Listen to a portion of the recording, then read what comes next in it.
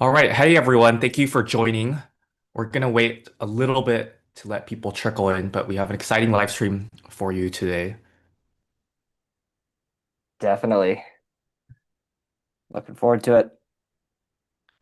Yeah, so honestly, just start popping whatever you want in the chat, and if it's relevant, we'll talk about it. Our discussion topics are pretty broad today. It's literally just anything y'all want us to discuss. So drop it in the chat, and then we'll get to it.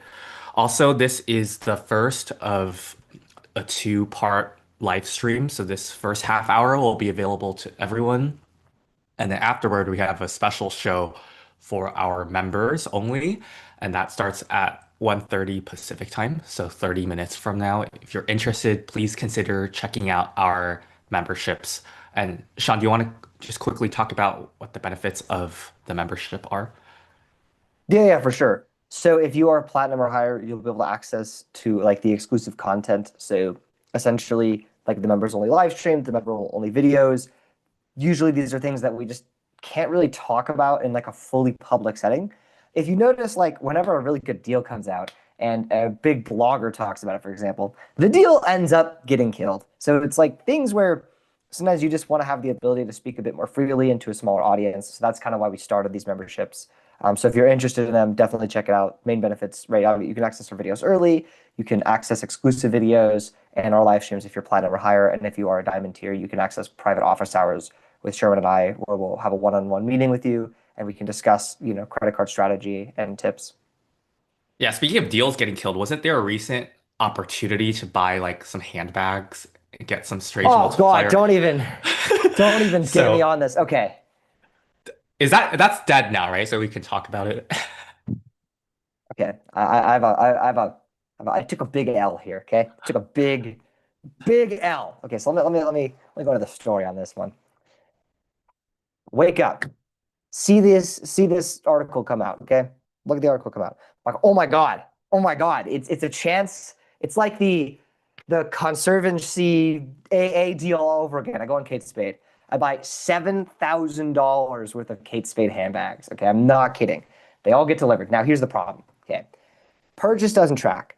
It's tracking for no one. Everyone who has it tracking doesn't have it showing at the 250X. Everyone's speculating they're not going to honor it. Okay. So I'm like, okay, well, I don't want to be on the hook for $7,000 of But can you handbags tell that us I'm gonna. like what the value proposition of the 250X is? Like, why is that such a good deal? I mean, it's like buying Avios. Okay, so there's two reasons it's really good. You're buying Avios at essentially zero point 0.4 cents a piece. Already incredibly a competitive deal. Okay, really, really cheap price for Avios. But you have to remember, you're not buying them at zero point 0.4 cents. You're buying handbags as well and Kate Spade items. So you can resell these items for a pretty good discount, but to reimburse your money. So like I was speculating that you are, let's say, losing 50% of your money there. Okay, but you're still getting 50% back. So you are essentially buying Avios at about zero point 0.2 cents. Zero point 0.2 cents. That is like if you had, okay, let's say you're flying to Qatar in like Q suites. That's like $200. No, wait. So basically you have the taxes and stuff, right?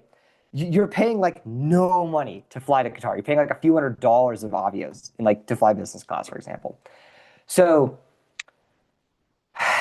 it's and so basically I ended up initiating a return for all the handbags because the speculation was they're not going to honor it. Well, it turns out they're honoring it.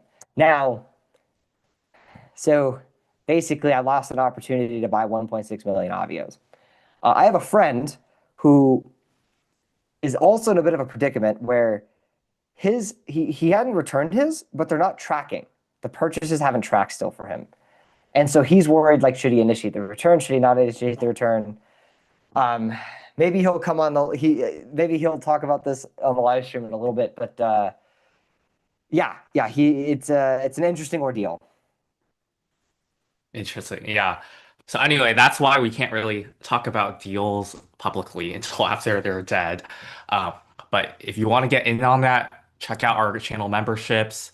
And as I said earlier, this is the first of a two-part live stream today. The first half hour is general to all members, and then we have a special live stream for members starting at 1:30 Pacific or around 25 minutes from now. Also, the live streams are pretty open in terms of topics. So if there's any questions you want us to answer or talk about, just leave it in the chat and then we will get to it. But I guess while we're waiting for people to throw stuff in the chat, maybe Sean, you could talk a little bit about, I know right before this live stream started, talking about the new build card, right? And I have not yet decided to get the build card. You have. Tell us about your thought process and like what people should consider. There's a lot of like discourse online about how it's like super confusing and strange. Like, do you agree with those assessments or not? I mean, I think we'll all agree it's quite a confusing program for sure. I ended up getting the Palladium card, and the reason I did it was mainly because I'm like, okay, it's a $500 annual fee, 50K built points.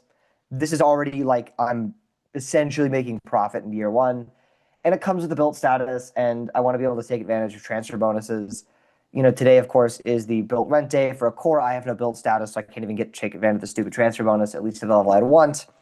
So I was like, okay, this is a chance to actually take advantage of these transfer bonuses, try out build status. And then also, it ended up working out because my original build card credit line was $2,000, which they raised to 2,500 so generously. And then my Palladium card limit is $18,000. So that is a much more appropriate credit line that I can actually use so I can maybe spend enough on this card to be able to attain build platinum status, be able to rack up enough points. I'm viewing it as okay, it's a 2x card if I can attain build platinum and take advantage of 100% transfer bonuses. This is effectively a 4x earning card then in certain circumstances to get to these airlines or certain partners. Obviously, the bonuses are unpredictable, but I'm hoping there will be enough opportunities for me to take advantage of it where it will end up making enough sense to do. But like, we'll see. We'll see. It's complicated. I'll be honest here. Like, I kind of just vibe applied. It was more of like a, why not? Let's just see it. It's a soft pull approval. Let's see if we can get it. I know it's going to show up on the credit line as a 524 spot, but like, screw it. Let's just see if it works. Let's see. Let's see if the program's any good. Yeah, so the Palladium card, which is the $495 annual fee card, gives you like 2x points plus 4% back in built cash on all your purchases. So do you see this as your daily driver going forward? I do because currently my daily driver is like a Venture X card, which I'm added as an AU on. The problem I've had, of course, is that I can't transfer the miles into my account because I don't have my own Venture X.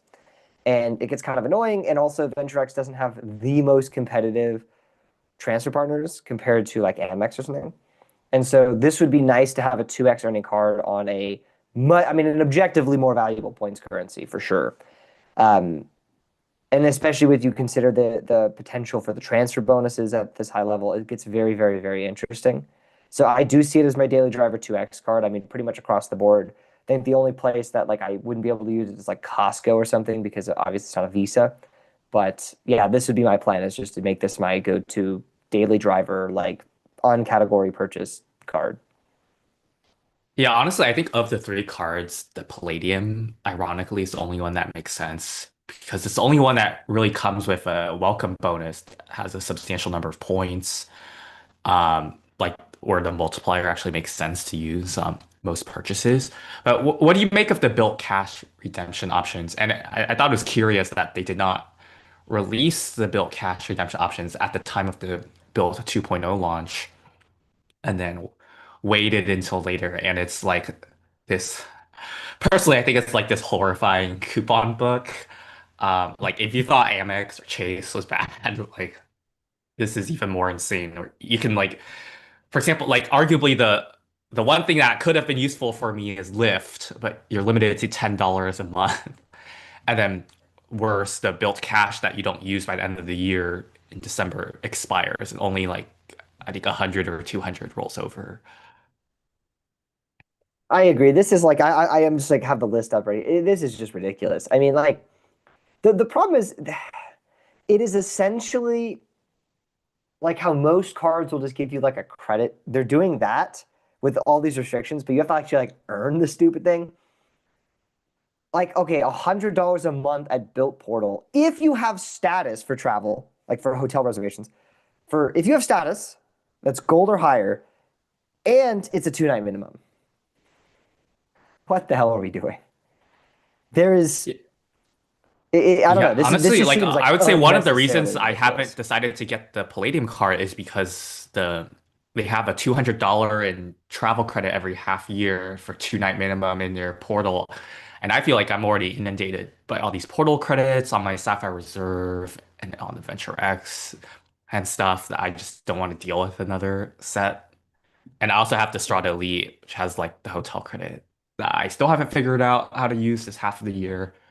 So I was just like, I kind of don't want to tackle on more burden right now. But I guess the sign up bonus makes sense. But I'm also hoping it'll go higher in the future because 50,000 is not the best for a $495 fee. Um, Many cards will give 75,000 to 100,000, right? So it's kind of my take. I also wish they had a better bonus on the $95 fee card. I feel like this makes it very uncompetitive compared to Sapphire Preferred. And keep in mind that the Sapphire Preferred, Sapphire Reserve bonus eligibility restrictions have changed, where now you can get both bonuses, theoretically, assuming you don't get pop-up jailed. So the fact that the $95 built card has only a $200 built cash welcome bonus makes it much worse than the Sapphire Preferred, in my opinion. Yeah, I agree. I mean, yeah, like to be honest, predict that it is a high likelihood I cancel this card year two. Unless the only way I would not cancel this card, because let's be clear, the credits, in my opinion, don't offset the fee, given all the restrictions you have. The only way I would see myself keeping this card is realistically if I have enough spending on it, or if I find some way that like a good MS method, or I mean, obviously they're built as one of probably the most aggressive card in terms of preventing MS. But if there was a way that was unique to my situation or something where I'm able to spend a significant amount of money on the card, that would probably be the only way I would keep this card just for the 2x earning, the build status, and being able to take advantage of the transfer bonuses. Other than that, I highly, highly likely predict that I'm going to cancel this card in the second year. Yeah, and I also think it's ridiculous that they don't give points on tax payments. Like basically all the other issuers do. It's not a big deal. It's not like a cash advance like type transaction. You're usually paying a fee for these tax payments anyway on the processor, so it's not like free money. So I don't understand why Built needs to make that an exception. I'd also caution people to be careful about some of these built cash options. I do think they're marketed quite deceptively. For example, there's a point accelerator on everyday spend. How it works is the cost is $200 built cash, and you can activate it up to 5 times a year. Each activation costs the $200 built cash. And then basically until the calendar year end, you get an additional 1x points on all everyday spend for the next $5,000. So if you're on the Palladium, for example, where it's 2x everyday spend, it becomes 3x for the next $5,000, which sounds like a great return until you realize that the differential here is simply 5,000 points from the $5,000 you get the 1x bonus point on. So if it costs $200 built cash, you essentially are buying these points at 4 cents per point, and you still have to spend $5,000. And 4 cents per point is not a reasonable rate at which you should be buying built points, right? So stuff like this where it's marketed and it sounds fancy and useful, but is actually horrible value. I think a lot of people step into these traps. We have a comment from BXIICOII says, I've seen data points on Chase removing 524 rules. What are your thoughts? I've got a CSR, but want to take advantage of the new update and apply for CSP if I can qualify for a sub. Okay, good question.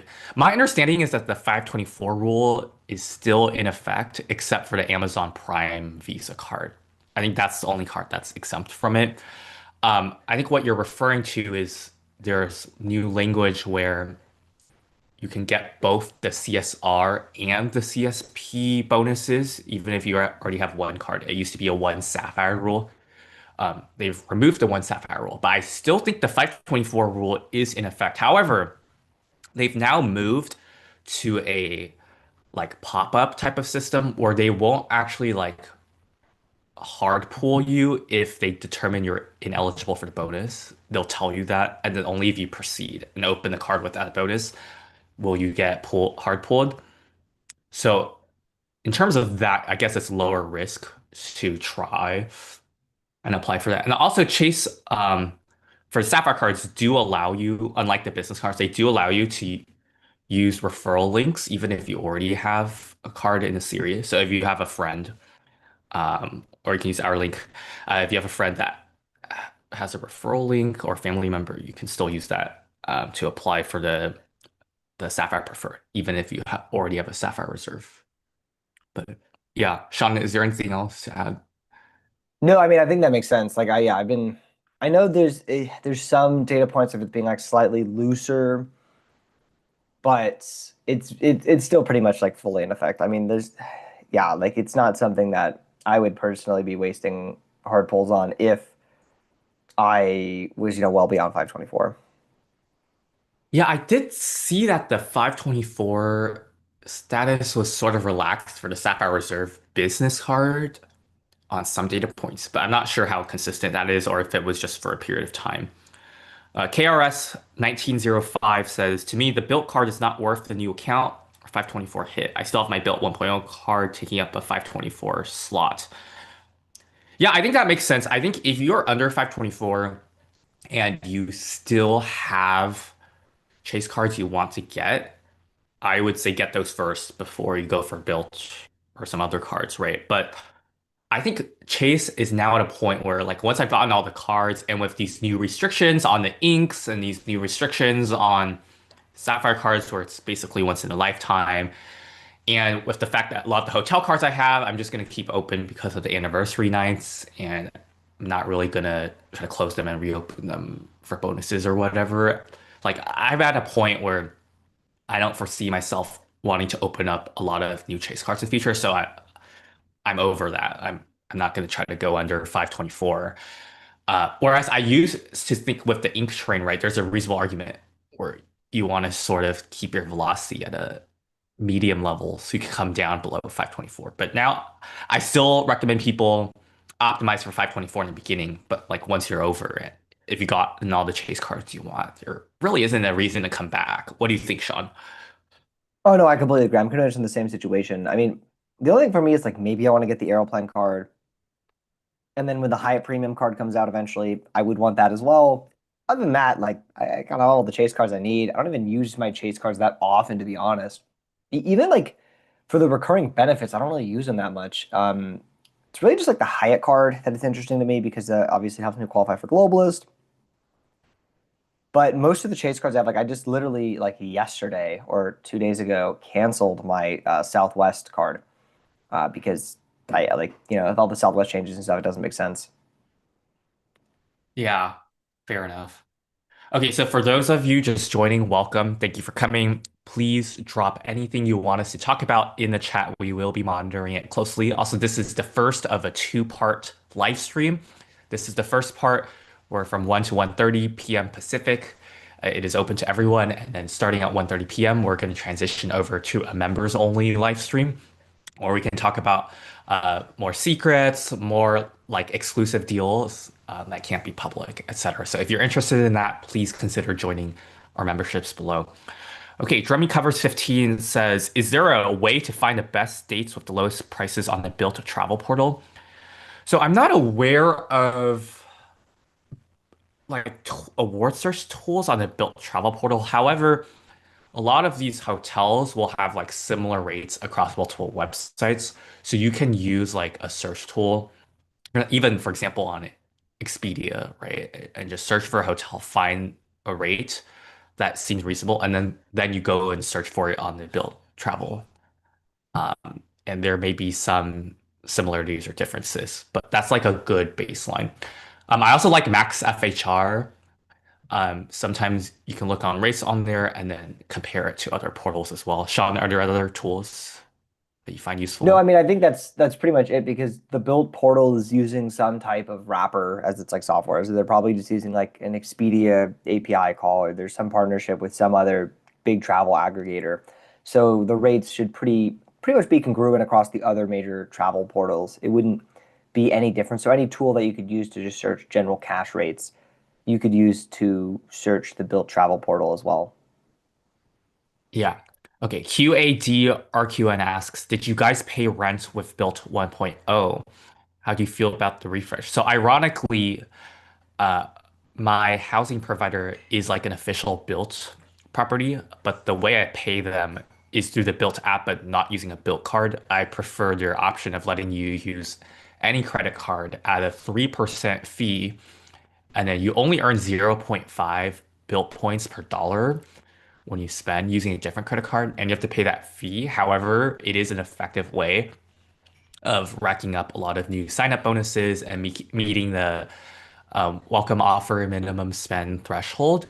And like to me, if I can get even just like a 60,000, 70,000 point bonus from paying rent for 1 or 2 months, that is much more worth it than the paltry number of points, frankly, you get from paying with the built card. And now it's not even free to earn points with the built card. You have to redeem built cash, basically cover a 3% transaction fee using your built cash. So at that point, I'm just gonna stick with using the built app, but using different credit cards and earning my rewards that way.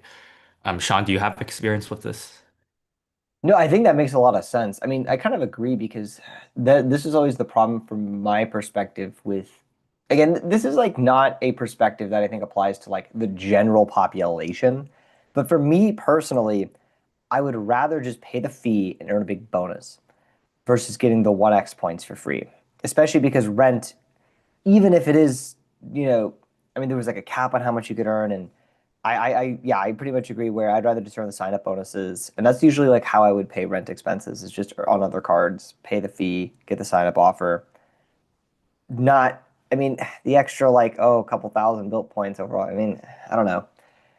I understand what the appeal of the built program is to like the general population and why it has been able to take off and why it sounds good and you earn points on rent. People just like this idea. I can get something from nothing.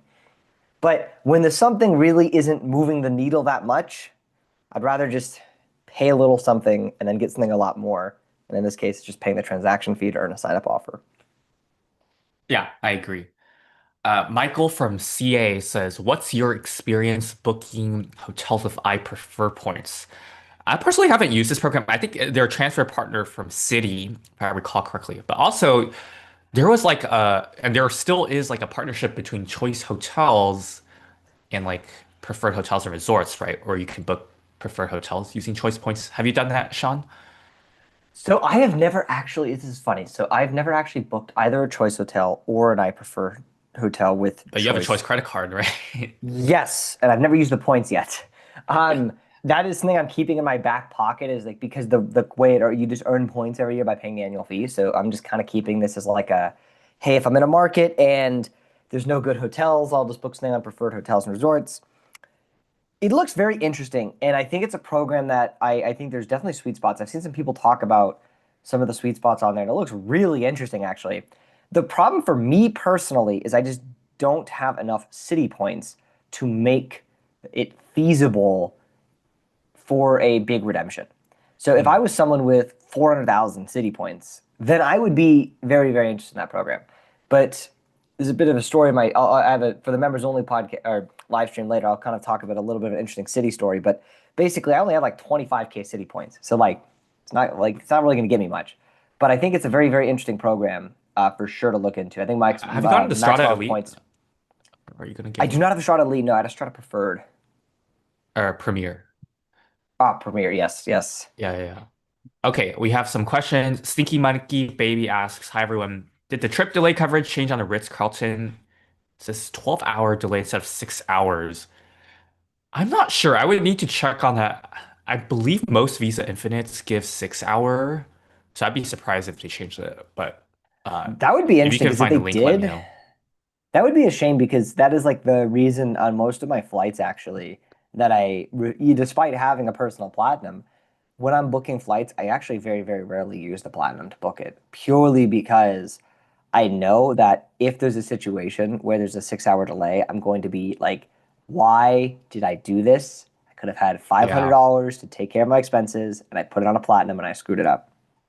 Yeah, I mean, if that's the case, I'd just put it on the Venturex. But I would be surprised Yeah. if that changed. I'll need to look into that. Thanks. We have a question. Interested in built Palladium for the sub. We talked about this a bit earlier. I still haven't gotten the built card because I don't want to stack too many of these annoying portal hotel credits with 2 night minimums. I'm already dealing with enough of these cards from Chase and City and Capital One, so maybe later. But Sean has gotten the card for reasons he talked about earlier. Okay, we have another question. If you could choose between three Amex Plus or 3X Aspires, which would you personally prefer? Ooh. Okay, I think I would pick two Plats, but if the question is three, then I'll go for three Aspires. And the reason is I think the Platinum card credits have like diminishing returns once you have more than two, right? For example, entertainment credit, there's only a number of things I've used that for. Beyond that, the third card wouldn't add additional value. However, I think Aspires, having three of them can be useful if you can stack the free night certificates together for a longer stay and then use multiple of the hotel credits at a nice resort. Then that makes sense. So I think if the question is two, I'd go for Plat. If the question is three, as you wrote it, I'll go for Aspire. What do you think, Sean? I think it depends on also the context of like what other credit cards am I allowed to have. If I'm only allowed to have these three credit cards, then I'm going three plats because the plat just comes with so many generalized travel benefits that obviously I would want those. But of course, assuming I have like other cards with priority pass and a ton of other benefits, then yeah, I probably would go the three aspires purely because those are, in my mind, more like money producing cards. The only tricky part for me is I actually, and this is something that I definitely can only talk about really on the members only section, but like basically, I really value FHR access, like heavily so. And so having a platinum is very important to me. Although I guess the counter to that is like when you check in on an FHR reservation, my understanding is like it's a big your mileage may vary if they even care to see a platinum card. The big important thing is they need to pay with an Amex card. But I don't know if it matters if you actually have a platinum or not, assuming someone else is making the reservation for you. Yeah. So we're getting close to time on the first half of our live streams. Thank you all for coming at 1:30 p.m. Pacific. We're going to transition over to our members only live stream. Sean has actually something really cool to show you all, but you can only do that in the members only part. If you're interested, of course, please check out our memberships down below. Click the join button. But no pressure. We'll still be continuing to provide high quality content to everyone, no matter what, on our YouTube channel. But yeah, thank you all so much for coming. We'll be transitioning over in 2 minutes. Sean, did you have anything else you wanted to say? We still have about a minute and a half. Trying to think of any other interesting news, any updates, anything interesting in the game that's happening. I mean, that whole Kate Spade thing, I think for the people that are joining probably didn't hear me go on that rant, but yeah, basically the TLDR is I had taken advantage of the Kate Spade 250X Avios deal, and I ended up like returning the bags because I didn't think they would honor the deal. So I lost an opportunity to buy like I think that after factoring in sales tax and everything was 1.6 million Avios at a very, very, very good rate. So Had it already very, very processed painful. and posted by the The time the you deal returned or it? Like your my points.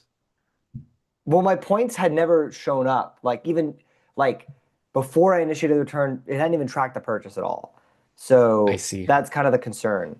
Um, so it's yeah, like it never had shown up in my thing ever. So I got all my refunds, but Mm.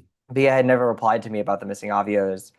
Um, yeah, it's a whole thing. It's a shame though, because that would have been a nice deal to take advantage of. So let me ask you, was the refund policy already like built in, or was it like a thing they offered people because of this 250X fiasco? Because I feel like me personally, if these were non-refundable purchases, it would have been sort of risky to do it, right? These were refundable. I only bought refundable items, so there was no special exception that was like granted because of this.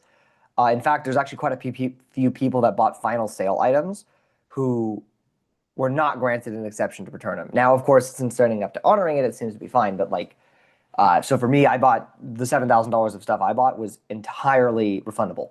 So I knew that worst case, if they don't honor it, I had the ability to return, which they did end up successfully processing my entire return, refunded me all my money.